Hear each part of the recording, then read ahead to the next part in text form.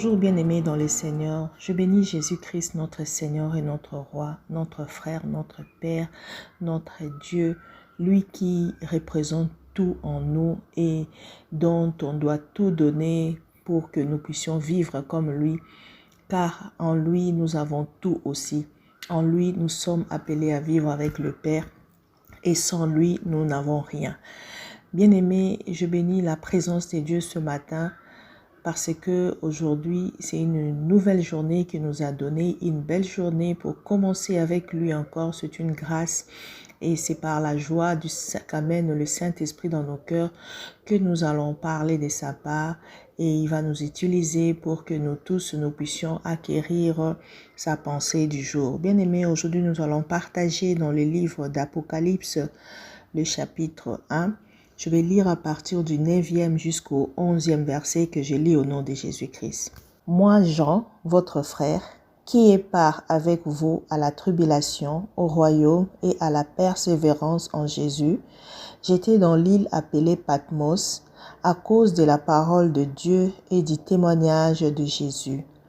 Je fus saisi par l'Esprit au jour du Seigneur, et j'entendis derrière moi une voix forte comme le son d'une trompette qui disait « Ce que tu vois, écris-le dans le livre et envoie-le aux 7 églises, à Éphèse, à Smyrne, à Pergame, à Thyatire, à Sardès, à Philadelphie et à Laodicée. » Bien-aimés, aujourd'hui nous allons partager sur la vision du Fils de l'homme qui est Jésus-Christ. Il est important de savoir qui est Jésus-Christ et qu'est-ce qu'il attend de nous et quelle est sa pensée pour le futur de chacun de nous. Raison pour laquelle aujourd'hui nous sommes en train de partager ce que notre frère, notre apôtre Jean nous a révélé, car lorsque il était dans cette île-là, bien-aimés, ne pensez pas que c'était dans la rose ou dans une ville ou une maison paisible. C'était à l'île de Patmos, là où on amenait des prisonniers. Il était dans la souffrance, il était dans les chaînes. Mais c'est en ce moment-là que le Seigneur lui a parlé. Et les choses qu'il lui a dites, il lui a dit de le garder, de les écrire pour le temps qui arrive bientôt. Bien-aimés, si nous disons que c'est Jésus-Christ qui lui a parlé, parce que lorsqu'il dit, quand il s'est retourné pour savoir qui lui parlait, parce que c'est effrayant de savoir que quelqu'un me parle et que je ne le vois pas. Il s'est retourné pour voir, il a vu quelqu'un qui avait dans ses mains 7 chandeliers d'or et quelqu'un qui ressemblait à un fils de l'homme, mais pas n'importe quel fils de l'homme, un homme vêtu en robe longue et blanche, avec une ceinture à la poitrine, une ceinture d'or.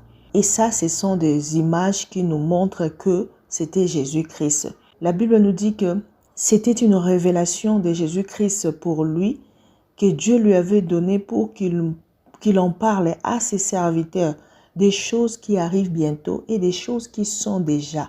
Donc, il y a d'autres choses qui sont déjà en train de se faire et celles qui vont venir bientôt. Donc, tout au long de ce méditation dans les livres d'Apocalypse, nous allons parler des choses qui sont et des choses qui doivent arriver. Premièrement, comme le dit notre titre, la vision du Fils de l'homme, nous allons commencer par comprendre si c'était vraiment Jésus-Christ qui a apparu à notre frère Jean ou c'était une autre personne.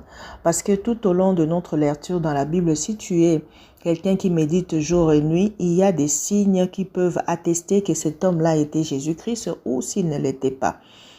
Nous commençons par voir ce que Jean nous décrit de la personne qu'il a vue devant lui. Il a dit, sa tête et ses cheveux étaient blancs comme de la laine blanche, comme de la neige, ses yeux étaient comme une flamme de feu. Bien-aimés, souvenez-vous que dans la Bible, le Seigneur nous montre que il va faire de nous ces flammes de feu. La Bible dit que le Seigneur fait de ses serviteurs des flammes de feu. Pourquoi? Parce que de la même façon que lui-même est un feu dévorant, il veut aussi que nous aussi nous soyons de flammes de feu pour que nous puissions aussi embraser le monde. Les pieds étaient semblables à des airains ardents, comme s'il avait été embrasé dans une fournaise, et sa voix était comme le bruit de grandes eaux. Ça aussi c'est important parce que Jésus-Christ dit, tout celui qui me suit, tout celui qui croit en moi, celui qui marche avec moi, je ferai de lui des sources d'eau vive. Parce que lui-même c'est un grand eau. Il ne donne que ce qu'il a. Au fait, Dieu, Jésus-Christ, c'est un Dieu qui partage toute sa divinité avec ses enfants. Et puisqu'il est un grand eau, il fait de nous aussi de sources d'eau vive pour que partout où nous soyons ou que nous nous trouvons, nous puissions aussi abreuver beaucoup.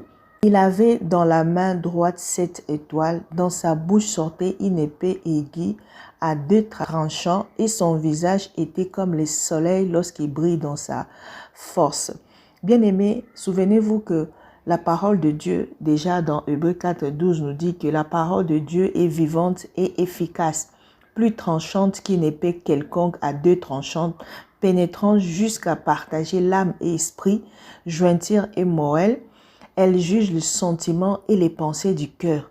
Et cette parole-là, c'est Jésus-Christ qui, lorsqu'il nous regarde, il nous voit nus et rien ne peut se cacher devant sa présence. C'est pourquoi il est le bon juge, parce qu'il peut juger même les sentiments que personne ne peut voir. Et Jésus-Christ, on l'appelle le soleil brillant du matin. C'est comme ça qu'il s'est fait appeler parce qu'il est la lumière. Il dit, je suis la lumière. Celui qui vient à moi va aussi briller. Regardez, tout ça nous fait voir que Jean vraiment était dans la présence de Jésus-Christ. Et quand il a vu tout ça, il est tombé devant la personne comme mort. C'est là que Jésus-Christ lui-même s'est fait révéler à lui en disant dans le verset 18, « Je suis le premier et le dernier et le vivant. J'étais mort et voici je suis vivant au siècle des siècles. Je tiens les clés de la mort et du séjour de mort. » Pourquoi? Parce que Jésus-Christ, nous avons vu que quand il était mort, dans Matthieu 27, qu'il est descendu, il a combattu contre la mort, il a libéré, il a prêché nos aïeux et il les a sauvés. Que dans le jour de sa mort, on a vu plusieurs de corps de saints étaient sortis et les gens pouvaient le voir quelques minutes et puis ils ont disparu. Et ces jours-là, il avait pris la clé. Et quand il s'est révélé à Jean, Jean a pu constater que c'était lui. Il lui a dit, j'étais mort. Mais c'était pour aller prendre les clés de la mort. Désormais, la mort est sous le contrôle de Dieu. Ici, j'aimerais souligner quelque chose que même dans l'ombre de la vallée de la mort, Jésus-Christ marche avec toi. Et si tu fais de lui ses délices, si tu ne veux pas de la mort, tu ne mourras pas. Ces jours-là, j'avais compris que même lorsque un serviteur de Dieu peut mourir, s'il n'en veut pas, il n'en veut pas. Si dans la souffrance, tu veux partir, il te laisse partir comme Élie a voulu partir. Il lui a dit, j'ai réservé 7000 personnes après toi. Donc Dieu ne manque pas la relève. Mais si tu veux continuer à te battre, continuer à exister comme Ézéchias qui a dit non à l'appel de la mort, quand on lui a dit que prépare-toi, le Seigneur veut te prendre aujourd'hui, il a dit non, je veux encore vivre, j'ai des choses à faire. Il a encore vécu 15 années. Si vous lisez les livres les chroniques, vous allez voir l'histoire d'Ézéchias. C'est roi qui a été gracié et il a continué à vivre pendant 15 ans. Donc, comme Jésus-Christ qui a la clé de la mort, nous ne devons pas avoir la peur de la mort. La mort ne peut nous atteindre que s'il l'a permis. S'il n'a pas permis, elle ne nous atteindra pas. Alors, il lui a dit, écris ces choses que tu as vues. Parce que ces choses doivent arriver. Bien aimé, tout au long de notre partage dans le livre d'Apocalypse, nous devons tenir compte des choses qui sont déjà en train de se faire et des choses qui doivent arriver. Parce que tout cela, Dieu a voulu que ça se passe.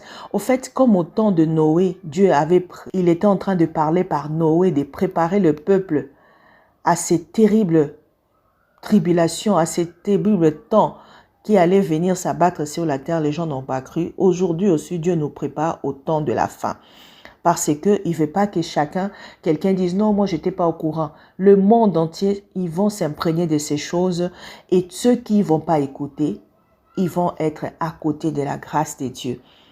Raison pour laquelle nous disons que les temps de grâce sont des temps les plus dangereux où on vous laisse faire tout ce que vous voulez, mais que chacun va subir le sort qu'il s'est réservé lui-même, parce que Dieu a libéré tout le monde du péché, Dieu a gracié tout le monde, il a sauvé, justifié tout le monde par son sang, et tous ceux qui vont aller en enfer, ce sont les choix qu'ils ont faits sur la terre. Bien-aimés, nous allons prier. Nous allons prier que le Seigneur nous dispose déjà pour des révélations qu'on aura par rapport à ces temps et à la fin, pour nous parler et continuer à nous exhorter, à nous tenir fermes dans toutes les choses et les tribulations, les temps difficiles qui vont venir. Prions au nom de Jésus-Christ.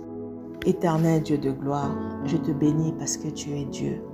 Je te bénis parce que tu es amour, que tu ne surprends personne. Tu es tellement bon que tu fais les choses pour ne pas blesser, mais tu donnes à chacun l'opportunité, la grâce de saisir le temps. C'est pourquoi on nous dit, nous resterons dehors. Oh, quel est ce grand Dieu plein d'amour. Le diable n'est pas comme ça. Il vient dans nos vies sans pour autant être invité et il chamboule tout. Oh Seigneur, donne-nous l'amour de reconnaître que en toi nous avons la vie. Donne-nous, Seigneur, cette facilité de détecter que le diable n'est rien qu'un faiseur du mal. Même lorsque nous voyons quelque chose qui semble à un bien, mais il cache un grand mal. Car lorsqu'il ouvre sa bouche, c'est juste pour annoncer les mensonges et la méchanceté, mais lorsque quelqu'un n'est pas averti, il croit que c'est un faiseur du bien. Il n'a rien et il ne peut posséder rien qu'il peut donner. C'est un voleur et il ne vient que détruire. Seigneur, nous voulons que les écailles tombent de nos yeux, de nos frères et sœurs, afin que tous nous puissions te regarder comme un héritage, une vie garantie, une vie éternelle. C'est pourquoi laisse-nous vivre dans ta présence. Seigneur, ce matin, je viens prier pour tous ceux qui sont désespérés, pour tous ceux qui sont même dans le manquement, dans la pauvreté, qui pensent que Dieu ne les aime pas et qui voient les méchants prospérer. La Bible nous dit que tu le places dans un piège très long et leur chute sera terrible. Nous ne devons pas apprendre à regarder les choses comme le monde nous le montre à regarder, mais nous devons nous contenter de notre personne, comme la Bible nous montre le pauvre Lazare qui dans la souffrance a tenu bon et il a hérité de la vie éternelle, de la joie que le riche n'avait pas, car les riches a hérité l'enfer. Bien-aimés, que chacun de nous, oh Dieu, puisse se contenter de ce que tu as fait de lui dans le monde, car le monde va passer. Les temps que nous vivons dans ce monde est la plus courte de temps qui soit. Nous voulons tenir bon, Seigneur, par l'Esprit Saint. Nous voulons, Seigneur, racheter les temps.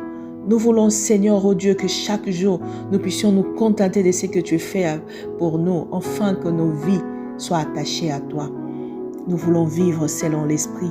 Seigneur, ne nous laisse pas dans le dérèglement. Ne nous laisse pas dans la convoitise, dans l'envoûtement de l'ennemi ou ce que le monde nous offre. Car tout cela va passer. Tout cela va passer. Jésus-Christ, révèle-toi dans chacun de tes enfants, comme tu l'as fait à Paul. Seigneur, il y a de visions qu'on ne peut oublier. Lorsqu'on a passé, lorsqu'on a rencontré Jésus-Christ, lorsqu'on a vécu quelque chose avec lui, on ne reste plus la même. Prie pour tous ceux qui sont incrédules. Manifeste ta gloire dans leur vie. Manifeste-toi à eux. Parle-leur. Je prie pour tous ceux qui sont dans des sectes, dans des sciences occultes, dans la magie noire, la magie blanche, dans tous ceux qui ne confessent pas ton nom. Manifeste-toi dans leur vie. Ô Seigneur, tu es tellement bon que tes bontés sont incroyables, insondables. C'est pourquoi je prie, Seigneur, oh Dieu, que ce matin soit un matin d'interpellation, un matin où tu nous prépares aux choses qui sont et aux choses qui arrivent. Nous voulons être, Seigneur, imprégnés de ces choses pour que nous puissions bien nous préparer, car bientôt tu viens nous prendre.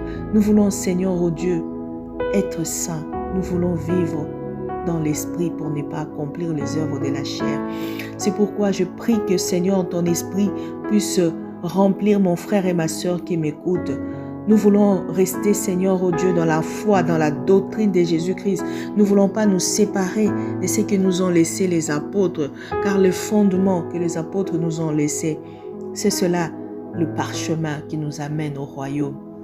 Béni soit le Seigneur pour ce beau matin, pour cette belle journée, pour tout ce que nous allons entreprendre, tout ce que nous allons toucher, car il est l'ombre de notre main droite qui nous protège. Même lorsque les fléaux frappent le monde, nous sommes épargnés à cause de son amour. Merci Seigneur Jésus pour nos familles, pour nos frères et sœurs que tu soutiens dans la maladie, que ceux-là qui sont en train de pleurer ta grâce et qu'ils soient guéris maintenant au nom de Jésus-Christ.